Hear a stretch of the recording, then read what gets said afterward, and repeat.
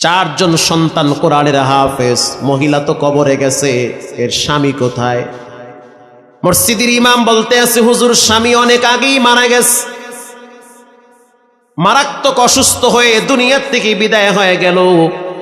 মহিলাটা বিধবা হয়ে গেছে, ছোট বাচ্চাগুলা একেবারে ছোট, দুইটা ছিল একটু বড়, দুইটাই তখন মাদ্রাসায় পড়ে।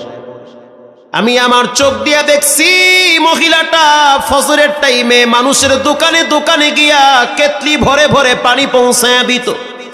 ওখান থেকে 2-4 টাকা যা পাইতো ওগুলা জমা করে করে হালাল টাকা সন্তানের পিছনে ব্যয় করত। যেই দিন ইন্তেকাল করবে তার 1 সপ্তাহ আগে, কেমন মৃত্যু, পবিত্র জুমার দিন, তাও জুমার নামাজের আগে আগে মরণ। আল্লাহু আকবার। ইমাম সাহেবকে বলা হইল যেভাবে হোক 4টা ছেলেকে খবর দিয়ে বাড়িতে নিয়ে আসেন। ওরা তখন চট্টগ্রাম পড়তো, 4টা ছেলেকে খবর দিয়ে বাড়িতে নিয়ে আসলো। আসার পরে দেখতে আছে মা বিছানায় পড়ে আছে, চোখ বন্ধ হয়ে গেছে। ওয়াজাআত সাকরাতুল মাউত, মৃত্যুর যন্ত্রণা শুরু হয়ে গেছে। প্রত্যেকটা মানুষের ভিতরে মৃত্যুর যন্ত্রণা, মৃত্যুর সময় হবে কি হবে না। মৃত্যুর যন্ত্রণা যখন শুরু হয়ে গেল, এবার বড় সন্তানটার নাম হলো আব্দুল্লাহ। আব্দুল্লাহ তখন মায়ের মাথার পাশে বসে বলল, মায়ের মাথায় হাত বুলায় দিয়া বলে, ও মা, টেনশনের কোনো কারণ নাই, আমি আপনার মাথার কিনারায় বসে বসে সূরা ইয়াসিন তেলাওয়াত করি। সূরা ইয়াসিন তেলাওয়াত করতেছে, মা খুব শান্তি পাইতেছে। কিছুক্ষণ পর মা নিজেই বলতে আছে, আমার ছোট ছেলেটা ও যেন একটু সূরা মুলুক তেলাওয়াত করে।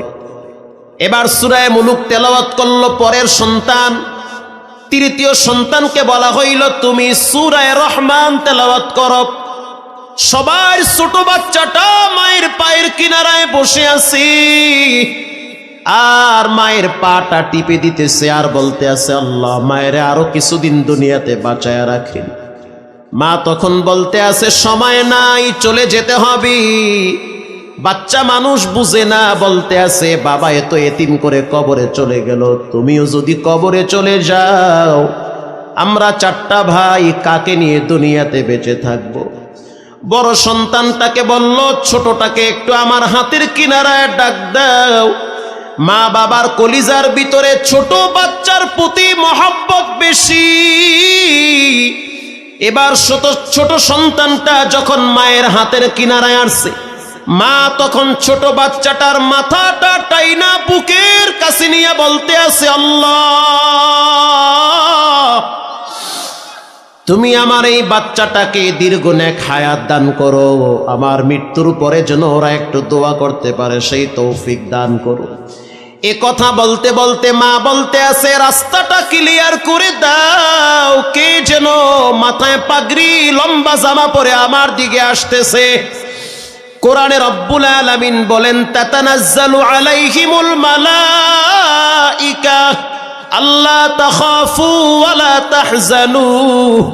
একটা মানুষের যখন মৃত্যুর সময় হয়, ওই মানুষটা যদি নেককার হয়, পরেজগার হয়, দিনদার হয়, আল্লাহওয়ালা হয়, তখন ফেরেশতারা বলে, কোনো ভয় নাই, কোনো টেনশন নাই, আমরা আল্লাহর প্রেরিত ফেরেশতা, তুমি নেককার মানুষ, এজন্য তোমার জান রেশমি কাপড় দিয়ে পেঁচাইয়া সম্মানের সহিত নিতে আসছি।